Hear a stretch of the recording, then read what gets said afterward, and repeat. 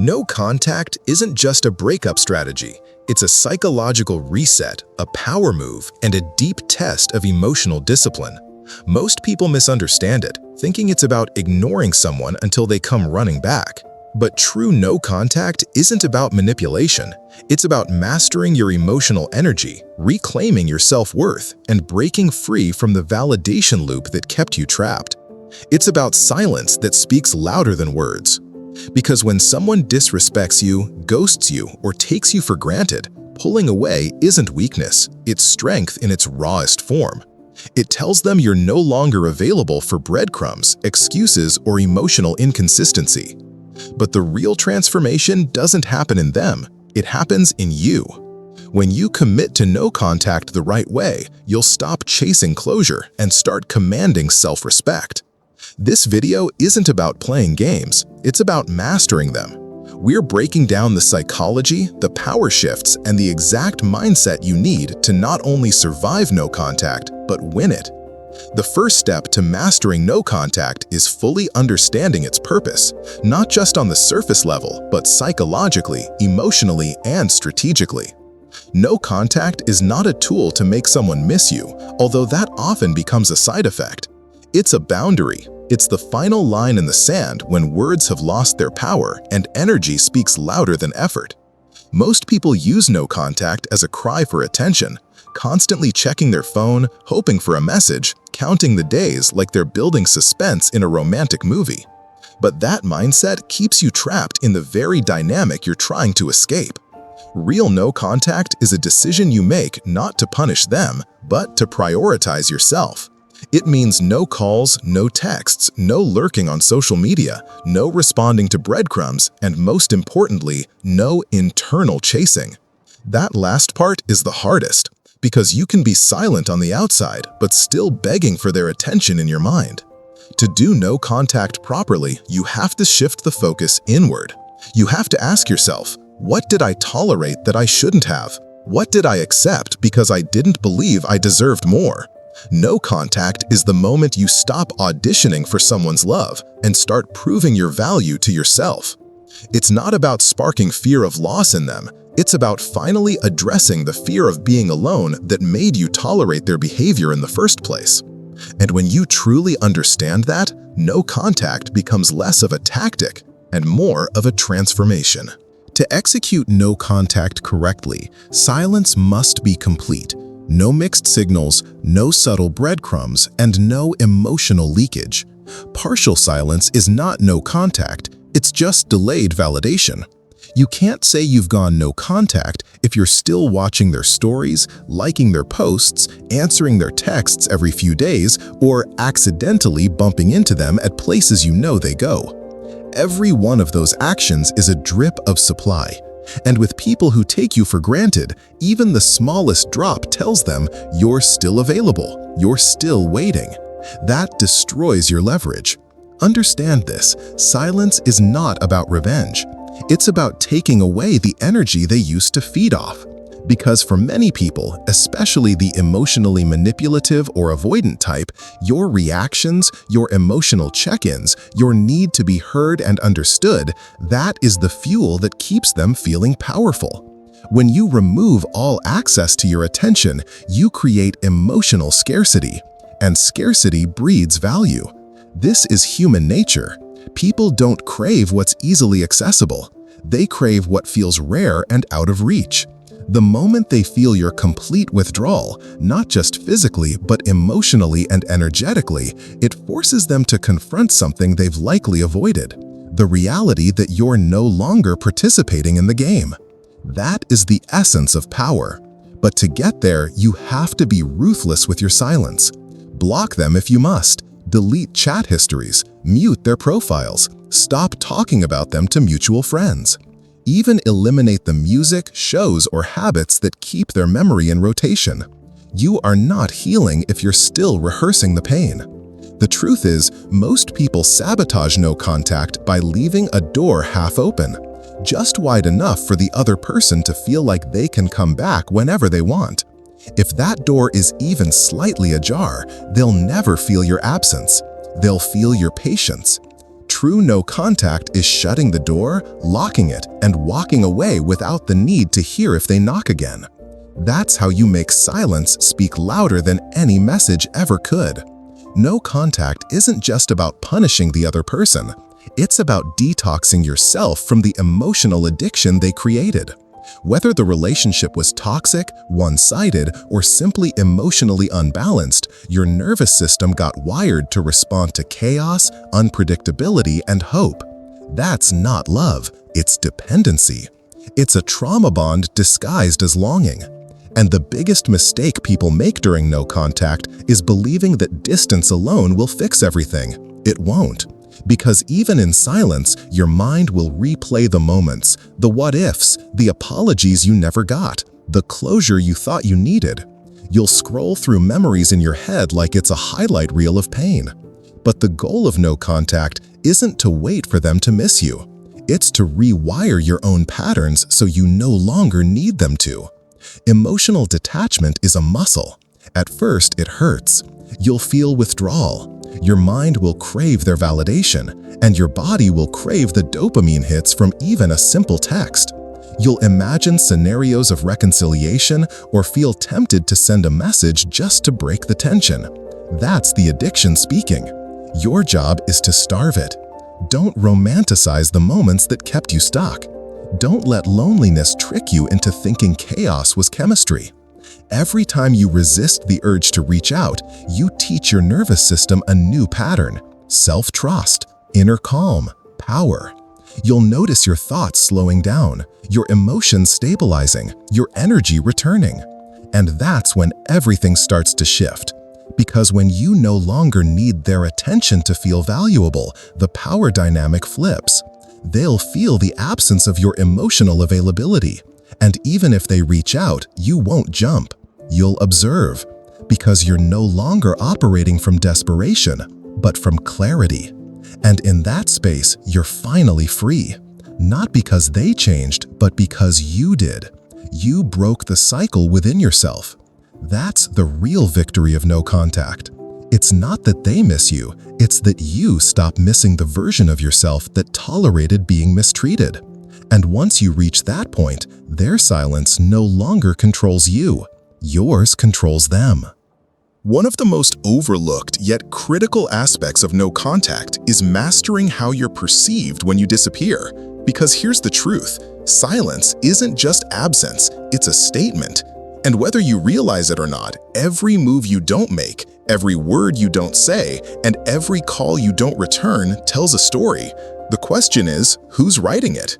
In most cases, when you walk away, especially after being disrespected or devalued, the other person expects you to either beg, break down, or prove your worth.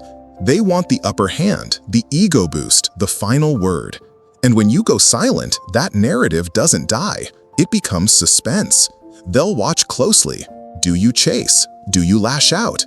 Do you post emotional quotes or attention-seeking stories? If you do, they get confirmation. They're still affected. I still have power. But when you vanish with dignity, calm, unbothered, not reactive, you disrupt the entire frame. Now they don't know what you're thinking, how you feel, or worse, if you care at all. And that uncertainty is where your leverage begins. Because the mind can't tolerate confusion. If they can't place your silence into a category, if it's not angry, needy, or indifferent, it haunts them.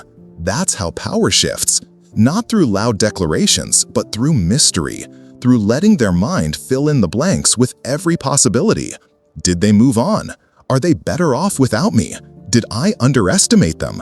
And the longer you remain silent, the louder those thoughts become. But here's the key. You have to control your own narrative first. Don't break silence to defend yourself. Don't seek closure from the one who broke you. Don't explain your worth. Let them wonder. Let your absence whisper everything your presence once tolerated. Because when done right, no contact doesn't just protect your peace, it redefines your image in their mind. You go from emotionally available to emotionally evolved, from predictable to untouchable. And that evolution is what makes them question everything they took for granted. This is how legends are built in their memory, not by arguing your value, but by removing it without warning. That's how you make your silence unforgettable. One of the most psychologically powerful effects of no contact is emotional transference, the process of transferring the emotional burden back to the one who caused it. You see, when someone mistreats, neglects, or discards you, they often do so with the assumption that you'll carry the emotional weight, that you'll cry, overthink, replay every moment, and maybe even blame yourself. They get the freedom while you hold the pain. But when you master no contact the right way, you interrupt that transaction. You stop bleeding energy, you stop explaining, and instead you force them to sit with what they did. Suddenly, they don't have your reactions to distract them. No validation, no protest, no emotional reassurance, just silence. And in that silence, something dangerous happens for them. The emotional weight they tried to avoid now starts returning to sender. The guilt, the confusion, the realization. It doesn't happen overnight. At first, they may feel relieved, free, even empowered. But that doesn't last, because human nature is wired to seek closure, especially when the emotional exchange was left open-ended. And when you disappear without begging, blaming, or explaining, the mind begins to wander. Questions begin to build. Why didn't they fight for me? Did I not matter? Did I go too far? This is emotional transference at its peak. Your silence becomes the mirror, and that mirror reflects their own actions back at them, unfiltered. No justifications, no distractions, just the truth. They now have to live in the void they created without your energy to soften the blow. And that void starts to burn. Because when someone is used to you being available, even emotionally, even through conflict, your absence isn't just felt, it's feared. But here's the truth. They don't fear losing you. They fear being forced to face themselves. And that's exactly what no contact delivers. It holds them accountable in a way words never could. Your energy was a cushion. Now it's gone. And if you stay gone long enough for emotional transference to fully take root, you shift from being their emotional sponge to their emotional consequence. That's when regret kicks in. That's when ego turns to confusion, and confusion turns to obsession. But it only happens when you stop trying to be understood and start letting your silence speak for you. No retaliation, no reaction, just presence withdrawal. And in the space your presence once filled, they meet the one thing they've been running from, themselves. That's the real power. The deeper psychology behind no contact isn't just about silence, it's about scarcity. And scarcity is one of the most powerful forces in human behavior. When something is always available, it becomes ordinary, predictable, taken for granted. But the moment it becomes scarce, when access is removed, when energy is withdrawn, perception shifts. Suddenly, what was once overlooked becomes valuable. Why? Because human beings don't assign value based on what is present. They assign it based on what could be lost. That's the foundation of emotional economics. Think about it. If you're always replying, always chasing, always explaining or defending your worth, you're offering emotional abundance to someone who's not paying for it. But the moment you go silent, not out of pettiness, but from a place of power, you trigger the law of diminishing access. You flip the script. Your attention becomes premium. Your presence becomes rare. And in their mind, scarcity breeds curiosity. Curiosity leads to emotional tension. And that tension, if stretched long enough without a release, turns into craving. That's the shift you want. But most people ruin it by trying to rush the process. They cave, they double text, they check stories, they leave emotional breadcrumbs because they're afraid of being forgotten. But here's what they miss. Value is not built through reminders, it's built through absence. When they can't access you, they don't forget you, they start to imagine you. They wonder what you're doing, who you're with, whether you've moved on. And because they don't know, their mind starts creating stories. That uncertainty creates emotional pressure, and that pressure makes them reflect, not because they want to, but because they have to. Your silence becomes the space where their imagination runs wild. And in that silence, their version of you often becomes more powerful than the real thing. But only if you maintain the scarcity. Don't check in. Don't seek closure. Don't orbit their world. Let the silence mature into mystery, because mystery is magnetic. People chase what they can't quite figure out. And when you become a question mark instead of an open book, you become psychologically compelling. The more they think they've lost you, the more they start valuing what they dismissed. That's the irony. They only see your worth clearly when you remove it completely. But for this to work, you must detach from the outcome. Let them come to their own realizations. Let the scarcity do the talking. You are no longer trying to be chosen, you're choosing yourself. And from that position, you become the most attractive version of you, the one who doesn't need to prove anything. That's how you shift the power dynamic without ever saying a word. This is where most people fail. They can handle a few days of no contact, maybe a week. But as soon as the anxiety kicks in, the fear of being forgotten, the itch to clarify or control, they sabotage their progress. Why? Because they're still trying to rescue the other person from discomfort instead of allowing them to feel the weight of their actions. But here's the truth. If someone ghosted you, disrespected you, pulled away, or played games, they need to sit with that silence, not for punishment, but for clarity. No contact isn't revenge, it's reflection. And if you break it too soon, you rob them of the chance to see themselves. You rob them of the mirror your absence holds up. Because it's in the quiet, when your energy is no longer filling the space, that people finally notice the void. That's when they replay their choices. That's when the guilt creeps in. That's when they stop blaming you and start wondering why you're not chasing them anymore. But this only works if you stop trying to manage their perception. No breadcrumbs, no cryptic stories, no mutual friends delivering subtle messages. That's still control. That's still trying to steer the narrative. But when you fully step back and let them feel the natural consequence of losing your presence, the dynamic transforms. You move from someone they expected to chase to someone they can't access. That distance is the key, and the longer you hold it, the more powerful it becomes. Because now, they're not just reflecting on what happened, they're realizing you might not be coming back, and that scares them. Because even if they pushed you away, they counted on you returning. They assumed your need for them was stronger than your self-respect. So when you do the opposite, when you stay silent, focused, grounded, it disrupts their emotional safety net. They realize they can't play the same game. The mirror forces them to face who they were in the relationship. The missed calls, the ignored texts, the disrespect. And it all starts to echo back at them through your absence. That echo is what creates growth, or regret, or both. But it only happens if you let it. If you interfere too soon, you reset the cycle. They get the emotional relief without doing the emotional work. So stop being the fixer. Stop being the translator of their behavior. Stop being the emotional janitor cleaning up what they refuse to confront. Let the silence speak. Let it sting. Let it echo. If they cared, they'll come back different. If they didn't, your silence protected you from another round of pain. Either way, you win.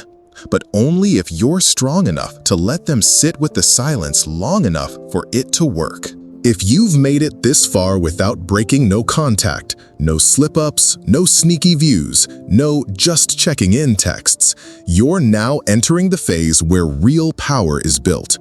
This is where the shift happens, not just in them, but in you. The longer you hold the line, the more they begin to realize you were the one holding the emotional weight of the connection. You were the source of safety, effort, clarity, or consistency. And now that it's gone, their nervous system doesn't know what to do. The silence becomes louder than any message you could have sent. It forces a recalibration. They start questioning their assumptions, thinking you'd always be there, that they had time, that you'd chase no matter what. Now they're uncertain, and uncertainty breeds obsession. But this isn't about them anymore. It's about who you become when you stop fighting for people who don't fight for you. When you don't chase, you conserve energy. You redirect it. You become sharper, clearer, more magnetic. Your standards rise.